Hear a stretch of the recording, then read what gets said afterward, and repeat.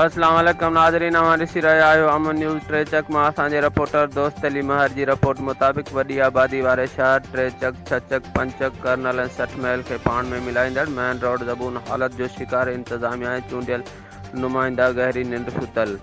इलाइक़े वासियुनि जो चवणु आहे त 10 सालनि अंदरि रस्ते जी मरम्मत न थी सघी। बरसाति वग़ैरह तोड़े के एमरजेंसी जी सूरत हाल में ॾुखियानि खे मुंहुं ॾियणो थो पवे। रोड जे मुतासिर हुअण सबबि आमदरफ़्त खे बि गहरो धक पातो आहे। सुवारी न हुअण सबबि मुसाफ़िर रोडनि रस्तनि ते धिका खाइण ते मजबूर।